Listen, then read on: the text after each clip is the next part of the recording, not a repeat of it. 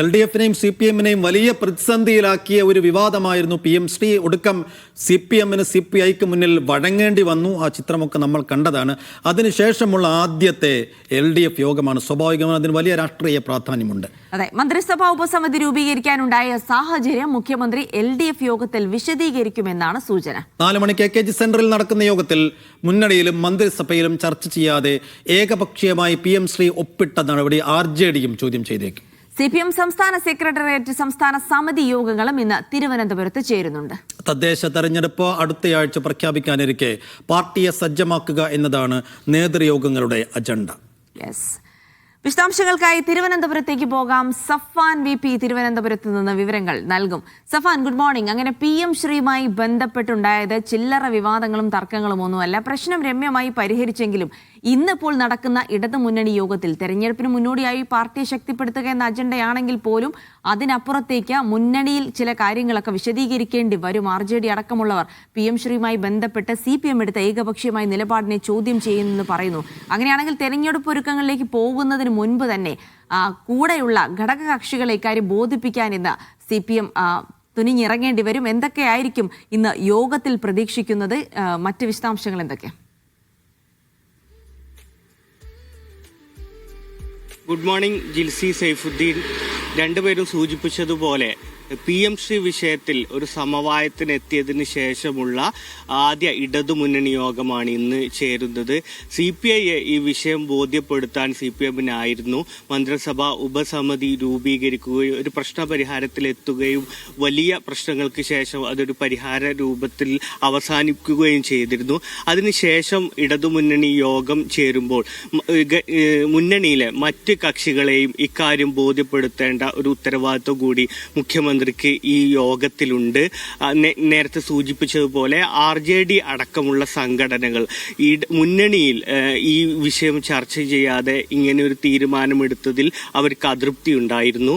ഈ വിഷയം അവർ ഈ യോഗത്തിൽ ഉന്നയിക്കും. അതിനപ്പുറത്തേക്ക് ഈ PM ശ്രീ പദ്ധതിയിൽ കേരളം ഒപ്പിടേണ്ടി വന്ന സാഹചര്യം മന്ത്രിസഭാ ഉപസമിതി രൂപീകരിച്ച പശ്ചാത്തലം CPM ആദ്യം തന്നെ പറഞ്ഞിരുന്നത് ഇതൊരു തന്ത്രപരമായ നിലപാട് എന്നാണ്. കേന്ദ്രത്തിന്റെ ഫണ്ട് വാങ്ങിയെടുക്കാൻ വേണ്ടി നിശ്ചയിച്ച ഒരു തന്ത്രപരമായ നിലപാട് എന്നായിരുന്നു CPM പറഞ്ഞിരുന്നത്.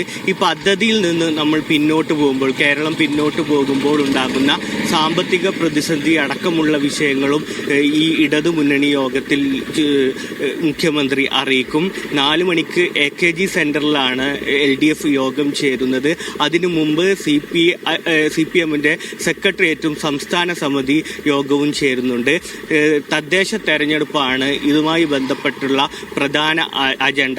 CPM-ന് തദ്ദേശ സ്ഥാപനങ്ങളിൽ ഒരു സ്വാഭാവികമായ എഡ്ജുണ്ട്. ആ എഡ്ജ് നിലനിർത്തിയാൽ തന്നെ തുടർഭരണമുള്ള സാഹചര്യത്തിൽ മുന്നണിക്ക് വലിയ നേട്ടമുണ്ടാവും. ആ ഒരു പ്രവർത്തനങ്ങളുടെ ഭാഗമായിട്ടുള്ള ചർച്ചകളാണ് CPM നേതൃയോഗങ്ങളിൽ ചർച്ച ചെയ്യുന്നത്.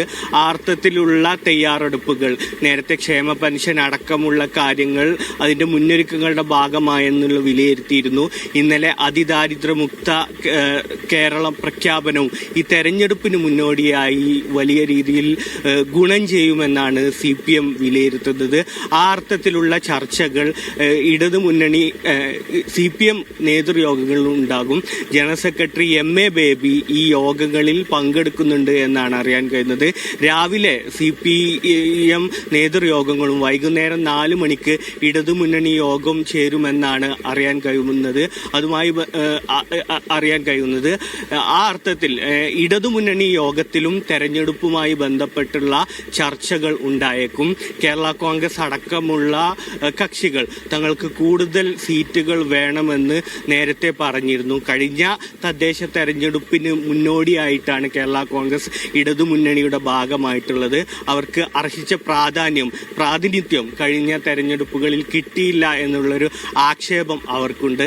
ആ അർത്ഥത്തിൽ അവർ കൂടുതൽ സീറ്റ് ആവശ്യപ്പെടും. ഇടതുമുന്നണി യോഗങ്ങളിൽ കൂടുതൽ സീറ്റ് ആവശ്യപ്പെട്ടും കഴിഞ്ഞ തെരഞ്ഞെടുപ്പുകളിലും മറ്റും CPM സ്ഥാനാർത്ഥികളെ പ്രഖ്യാപിച്ച് സ്ഥാനാർത്ഥി പ്രചരണം തുടങ്ങിയതിന് ശേഷമായിരുന്നു ഇവർ ഈ മുന്നണിയിലേക്ക് വരുന്നത്. പോയിരുന്നതും അങ്ങനെ സ്ഥാനാർത്ഥി പിൻവലിപ്പിക്കേണ്ട ഒരു ഘട്ടം വരെ ഉണ്ടായിരുന്നു.